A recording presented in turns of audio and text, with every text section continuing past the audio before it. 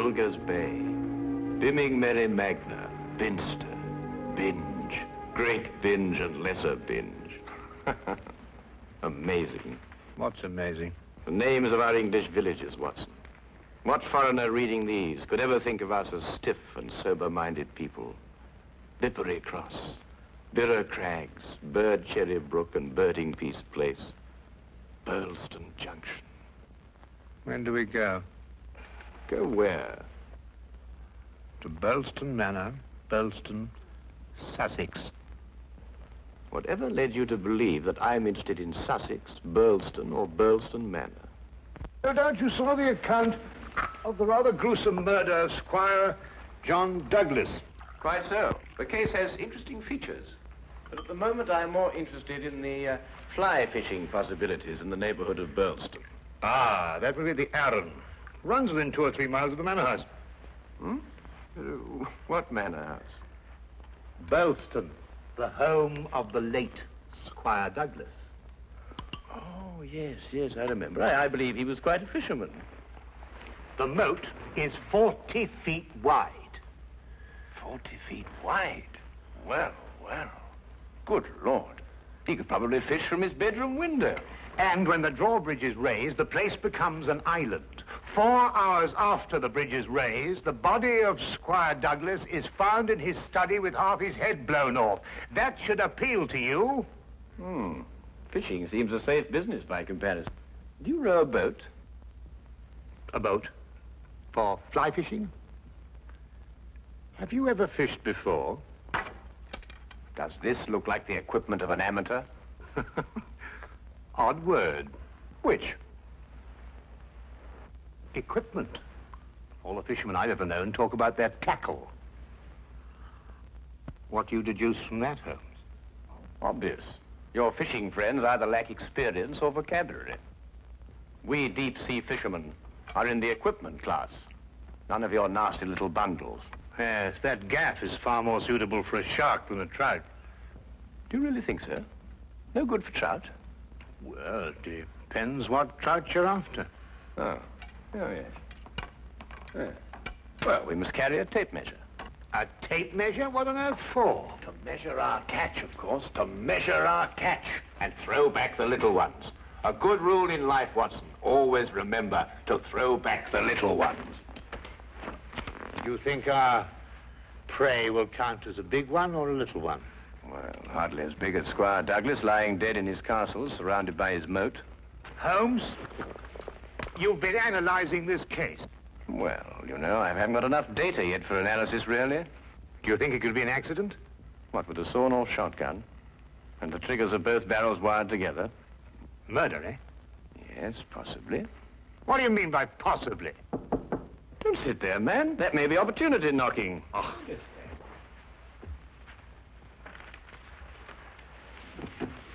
Come in.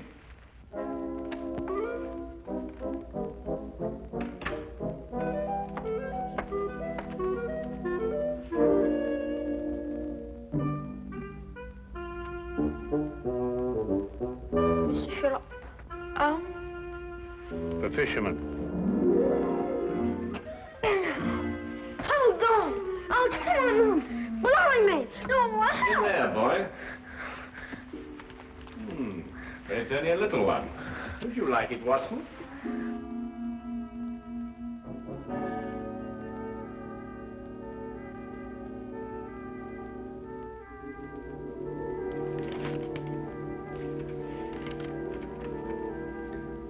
Would appreciate your view.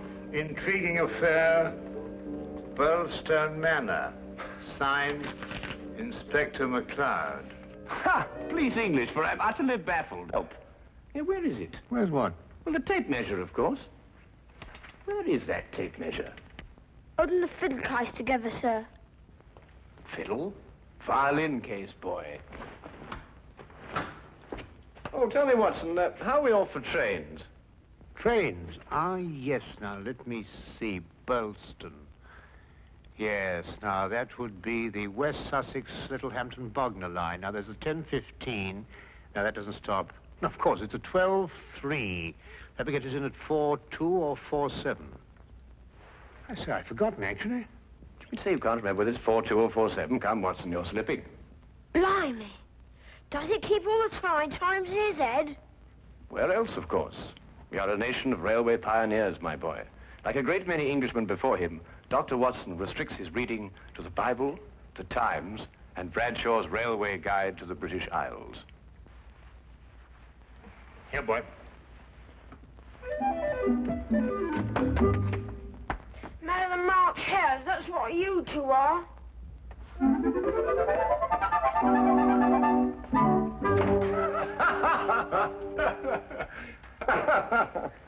I say, Watson, have you seen my weekend bag anywhere? I suspect it's under the stairs. Mrs. Hudson got very tired of seeing it lying about. Oh, good. Well, that means it hasn't been unpacked anyway. I assume not. Excellent. Then everything is ready. Oh, be a good fellow, would you, and dig out that bag and put it in the cab along with that tackle. Why? Aren't you going to be here? I have a little reading to do. Pick me up at the British Museum Library, say half an hour before the train leaves. Now, look here, Holmes. This is no time to go reading. You'll miss the train. I cannot vouch for the punctuality of Dr. Watson or the reliability of the company's steam engines, but I, for one, propose to be at Burlston Halt at 4:02 p.m. precisely.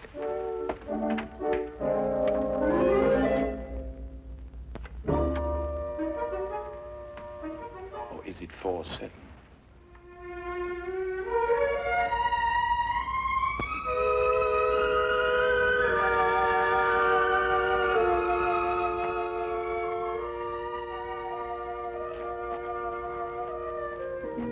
It was a nice piece of work, if I say so myself. The entire story hung on a spider's thread. A spider's thread? Exactly. Huh. Yeah, it sounds interesting, Inspector. Now perhaps you'll start at the beginning. Simply stated, the castle, as you see, has a moat. And when it's up, as it was at the time of the murder, it's a sealed fortress.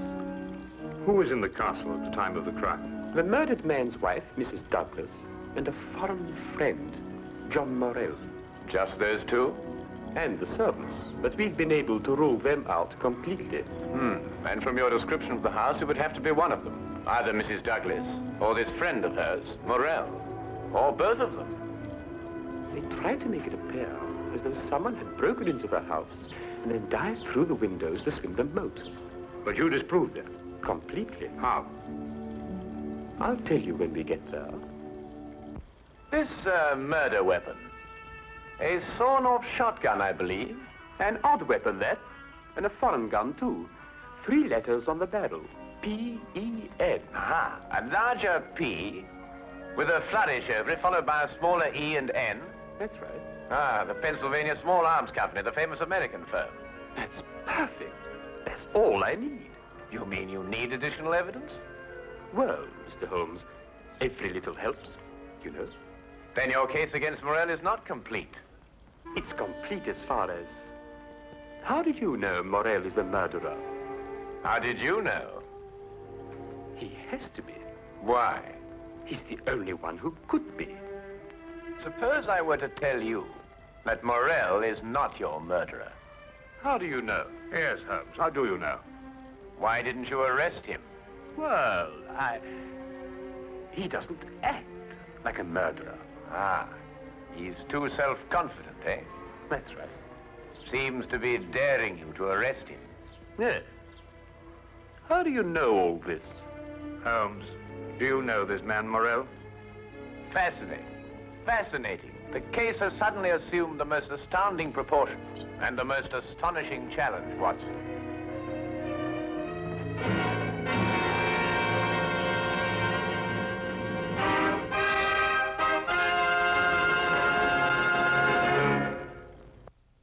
Specimen of the period. Yes, it is lovely, isn't it? What did you mean, Mr. Holmes? Nothing. I just think it's a lovely building. No, I mean when you said that Morell didn't murder Mr. Douglas. Oh, that. Yes, what did you mean? How do you know he didn't do it? Well, if he didn't do it, she did. You're jumping again, McCloud. You're jumping. But it has to be one or the other. Does it really? What's he talking about? Well, don't you know? No, I don't know. If 2 people are in a sealed house with a murdered man, one of them has to be a murderer. That's common sense. Ah, but is it logical? What do you mean? Is it logical? I don't know, but Holmes says that all the time. I was hoping you might be able to tell me.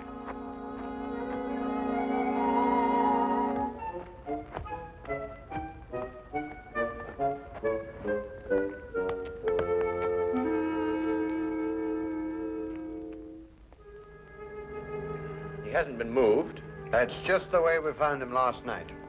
Watson? Of course, death was instantaneous. I should say so. The charge was not fired directly into the face, as the newspapers account had it. Uh-huh. I'd say the blast came from below and that the gun was almost vertical. Excellent, Watson, excellent. May I see this shotgun, McLeod? Holmes, look at this. Good Lord. Wait, it's a brand like cattle. Well, how old would you say it was? Have you got your glass there? Yes. Thank you. It's very difficult to estimate marking like this, Holmes, but I'd say it's over 15 years. 20. Mr. Morrell? At your service, Mr. Holmes. Dr. Watson. News travels quickly. This is a small village. You said 20 years? Yes. The same age as this. It stands for the Mesa Valley, Arizona. Gold claim number 341. That is where John and I met 20 years ago. There were 3 of us. We registered the claim, worked it, and then sold it. We divided the money in thirds and went our different ways. 2 years ago, I looked John up here and stayed on. I liked it. And the third partner? He lost his money, and I believe his mind. He came to believe that we had cheated him. And he swore to kill us 10 years ago. Why didn't he? He couldn't find us. No, we didn't have the same names at that time. Do you think your old partner could have done that? I don't know, Mr. Holmes. I am not the detective. True. True. Well, we must bear that in mind. You tried to make it appear as though another man had been here and went out through the window. Did I? He tried to build an elaborate story. A man of his size was seen passing through the village wearing a loud tweed topcoat and a wide-brimmed hat. He was heading this way. On the window ledge, there is a footprint in blood, indicating, of course, that the murderer dived through the window and swam the moat. But he didn't. How do you know? Because, Mr. Morrell, outside that window and just a few feet down is a very large and at least a month-old spider's web. Anyone jumping or diving through the window would have to pass through the web. And no one did. Well done, McLeod. Well done. A spider's web. The English police have the most amazing allies, I must say. Now that you have made your deductions, Mr. MacLeod, exactly what do they mean to me? For the moment, nothing. But I suggest you do not leave the castle grounds. And if I try to live?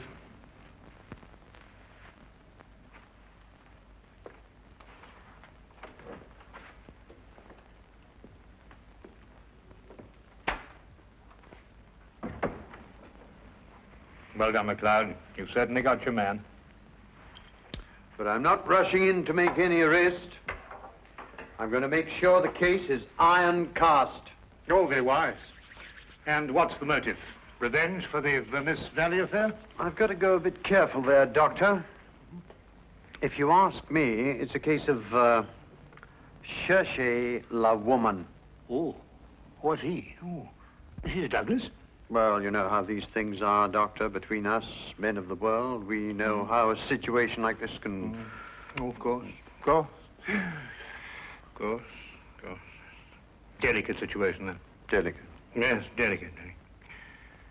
Might almost be called the case of the other man.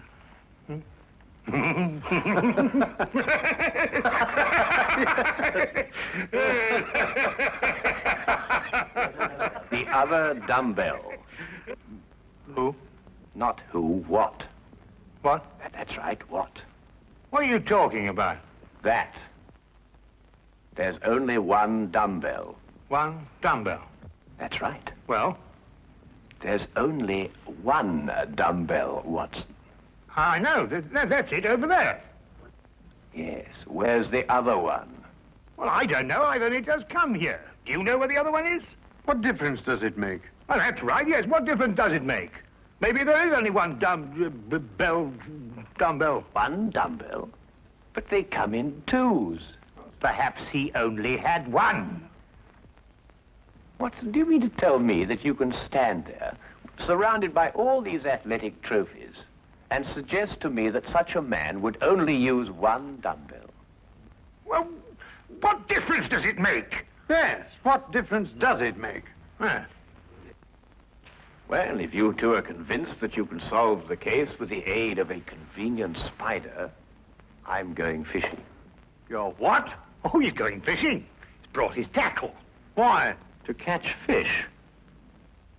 Then I take it you're satisfied with my analysis of the crime. Find the dumbbell. Hang the dumbbell! You can't hang him until you find him. Who? The man who took the dumbbell.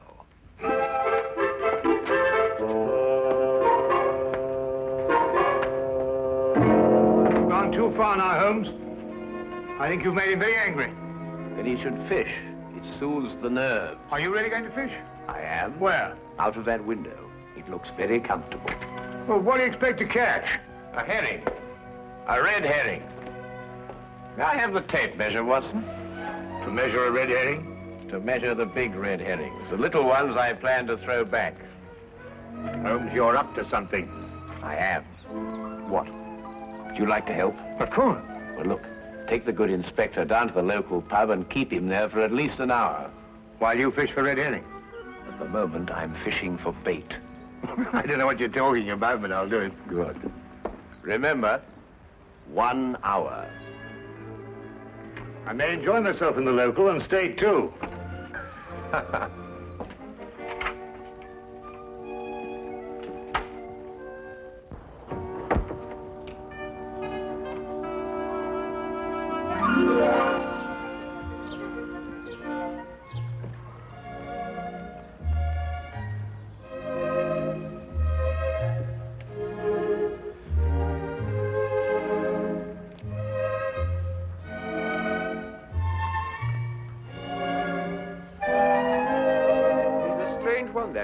What do you think he's been doing?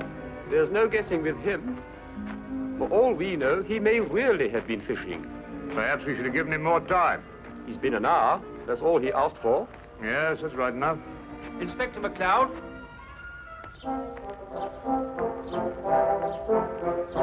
Hello, Sergeant. Have you seen Mr. Holmes? I certainly have, sir. What's wrong? You know the staircase in that room? Huh? Mr. Holmes was sliding down them banisters. He was what? That's right, sir. Sliding down the banisters he was. Well, he was probably investigating something. Probably. Well, let's ask him. There must be some reason behind it. Good afternoon, gentlemen.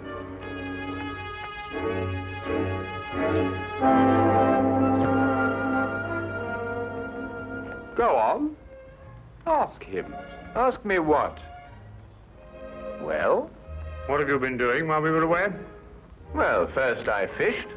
No? And then I slid down the banisters. I told you. Why? Why not? Well, And you, Inspector McLeod, are going to drain the moat. I'm going to what? Drain the moat. Empty it right down to the bottom. I can't do that. That's a major engineering job. Don't you realize that's a real river that runs round the house? Well, in that case, don't drain the moat, but tell everyone you're going to. And then what? Then we'll all meet back here in an hour's time. and see if we can find somebody pulling something out of the moat. Exactly. What?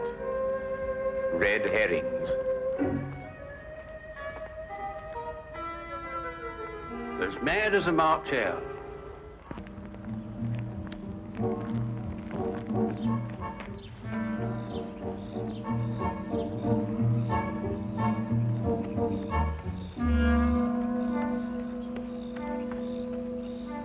much longer?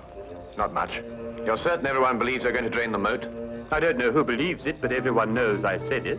Do you think someone will come to the murder room? Someone has been in it for some time. How do you know? The lights are out. Because I left them on.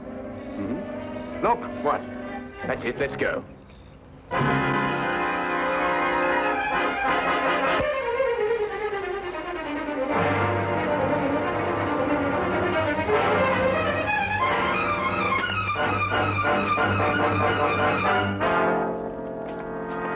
Oh, excuse me. What are you using for bait?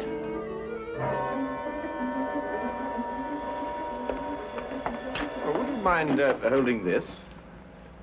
Thank you. What clothes did you say the stranger was wearing, McLeod? A loud tweed topcoat and a wide-brimmed hat. Like these?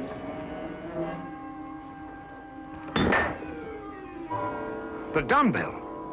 Holmes, how did you know? When you're working near water, Watson, and a heavy object has disappeared, you may conclude, until you can prove otherwise, that it has been used to prevent some object from rising to the surface. All right, Morrell. You're under arrest for the murder of John Douglas. It is my duty to warn you that anything you say may be taken down and used in evidence... No, McLeod. You haven't got it at all. What? This gentleman didn't kill John Douglas because John Douglas isn't dead. He isn't what? Dead. The man whose body you discovered in here is the very man who came back to... No, you're not with me, are you, McLeod? Would you tell him, please? These clothes belong to our third partner. The man who's been searching for you for 10 years. Yes. He found us and arrived here with a shotgun. He and John struggled, and the shot went off. That explains the vertical angle of the blast. In the ensuing struggle, the gun went off. I heard the report and ran down immediately. I timed it from your room. 15 seconds if you run, and 10 seconds if you slide down the banisters. I ran. I thought you would. John was panic-stricken when he saw what he had done. I got the idea to change their identities. But then where is Douglas? With the aid of my tape measure, I was able to ascertain that there is a hollow space behind that wall. I imagine it conceals a passage under the moat. Yes, Mr. Holmes, it does. And John has had a 36-hour head start. We'll stop him. I told him you would.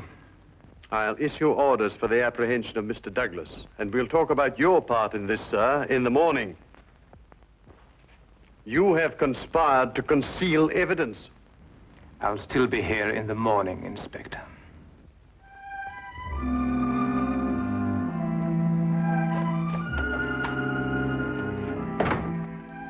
A very brilliant piece of deductions, Mr. Holmes.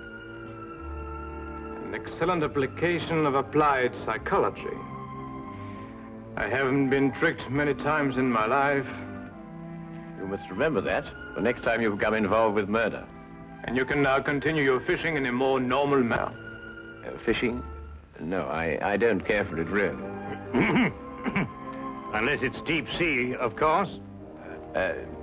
Yes. But in the absence of an ocean in the immediate vicinity, I think we'd better start back to Baker Street immediately. Well, now, there's a 9:13 or a 10:23. The 10:23 will hold us up at Tunbridge quite a while, won't it, wait? Thank you, Mr. Holmes. Not at all.